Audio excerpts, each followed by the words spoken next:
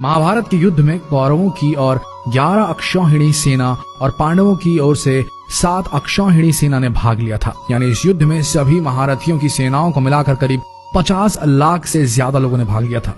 लेकिन ये अब सवाल उठता है कि इतनी विशालकाय सेना के लिए युद्ध के दौरान भोजन कौन बनाता था और कैसे ये सब प्रबंध करता रहा होगा। सबसे बड़ा सवाल यह है कि जब हर दिन हजारों लोग मारे जाते थे तो शाम का खाना किस हिसाब किताब से कैसे बनता रहा होगा। सोच कर देखिए कितना मुश्किल प्रिपोजिशन है ये। दर्शकों, आइए जानते हैं आज के इस वीडियो में वो गूढ़ रहस्य कि कैसे पोषण मिलता था महाभारत के सैनिकों को। महाभारत को सही मायने में हम विश्व का प्रथम विश्व युद्ध भी कह सकते हैं, क्योंकि उस समय शायद ही कोई ऐसा राज्य था जिसने इस युद्ध में भाग न लिया। उस काल में आर्यव्रत के समस्त राजा या तो कौरव या पांडवों के पक्ष में खड़े दिख रहे थे। हम सभी जानते हैं कि बलराम और रुक्मणी ये दो ही व्यक्ति थे जिन्होंने इस युद्ध में भाग नहीं लिया था। किंतु एक और राज्य ऐसा था जो युद्ध क्षेत्र में होते हुए भी युद्ध से अलग था, और वो था दक्षिण का उडुपी। महाभारत में वर्णित कथा के अनुसार जब उडुपी के राजा अपनी सेना सहित कुरुक्षेत्र पहुंचे तो कौरवों और पांडवों दोनों ने उन्हें अपने पक्ष में लेने का प्रयत्न करा।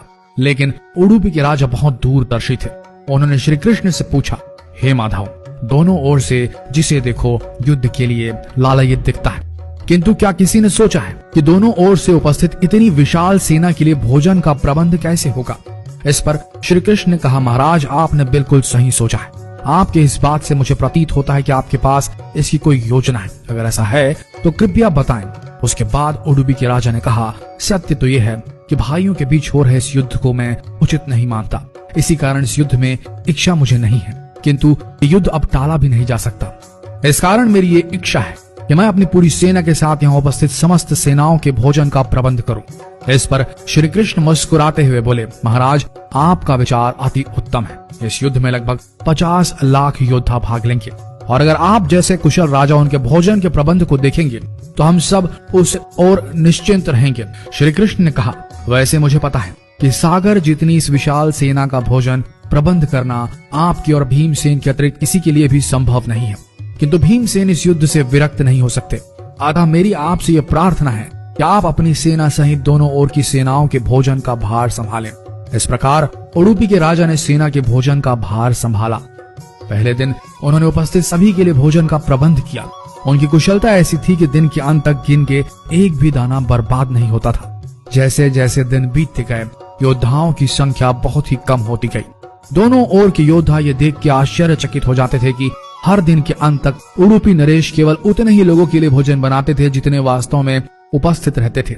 किसी को समझ नहीं आ रहा था कि उन्हें कैसे पता चल जाता है कि आज कितने योद्धा मृत्यु गति को प्राप्त होंगे, ताकि उस आधार पर भोजन की व्यवस्था की जा सके। इतनी विशाल सेना के भोजन के प्रबंध करना अपने आप में ही एक आश्चर्य था, और उस पर भी इस प्रकार के अन्न का एक भी दाना बर्बाद न हो, यह तो किसी चमत्कार से भी कम नहीं था। अतः 18वें दिन युद्ध समाप्त हुआ और पांडवों के राज्याभिषेक के दिन युधिष्ठिर से रहा नहीं गया, और उन्होंने उडुपी नरेश से पूछ ही लिया, हे महाराज, समस्त देशों के राजा हमारी प्रशंसा कर रहे हैं कि किस प्रकार हमने कम सेना होते हुए भी उस सेना को परास्त कर दिया जिसका नेतृत्व पितामह भीष्म, गुरु द्रोण, ज्येष्ठ भ्राता जैसे महारथी कर रहे थे।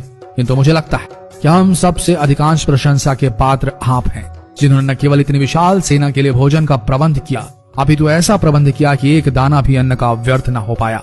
मैं आपसे इस कुशलता का रहस्य जानना चाहता हूँ। इस पर उडुपी नरेश ने मुस्कुराते हुए कहा, सम्राट, आपने जो इस युद्ध में विजय पाई है उसका श्रेय किसे देंगे। इस पर युधिष्ठिर ने कहा, श्री कृष्ण के अतिरिक्त इसका श्रेय किसी और को जा नहीं सकता। अगर वे ना होते तो कौरव सेना को परास्त करना असंभव था। तब उडुपी नरेश ने कहा, हे महाराज, आप जिसे मेरा चमत्कार कह रहे हैं वो श्री कृष्ण का ही प्रताप है। ऐसा सुनकर वहां उपस्थित सभी लोग आश्चर्यचकित हो गए। तब उडुपी नरेश ने इस रहस्य से पर्दा उठाया और कहा, हे महाराज, श्री कृष्ण प्रतिदिन रात्रि को मूंगफली खाते थे। प्रतिदिन शिविर में गिन के मूंगफली रखी जाती थी और उनके खाने के पश्चात गिनकर देखी जाती थी उन्होंने कितनी मूंगफली खाई है। वे जितनी मूंगफली खाते थे उसके ठीक 1000 गुना सैनिक अगले दिन युद्ध में मारे जाते थे। अर्थात वे अगर 50 मूंगफली खाते थे तो समझ आता था कि अगले दिन 50,000 योद्धा युद्ध में मारे जाएंगे। इसी अनुपात में अगले दिन भोजन कम बनाया जाता था। यही कारण था कि कभी भी भोजन व्यर्थ नहीं हुआ। श्री कृष्ण के इस चमत्कार को सुनकर सभी उनके आगे नतमस्तक हो गए। यह कथा महाभारत के सबसे दुर्लभ कथाओं में से एक है।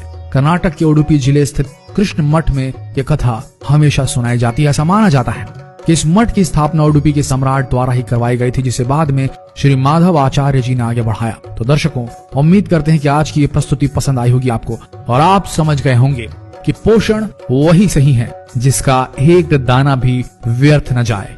शायद आप इस गूढ़ रहस्य को समझ गए होंगे और अगली बार अपनी थाली में खाना छोड़ने से पहले सोचेंगे जरूर। तो मिलते हैं अगले दिलचस्प वीडियो में, तब तक के लिए बने रहिए इस पेज के साथ और हो सके तो जो भी आपको लगे इस ज्ञान को जितना हो सके इस वीडियो को शेयर करें, ताकि हमारा देश पुरातन भारत जो था उससे जुड़ सके आज का आधुनिक भारत। मिलते हैं अगले दिलचस्प वीडियो में, तब तक के लिए आप सबका धन्यवाद।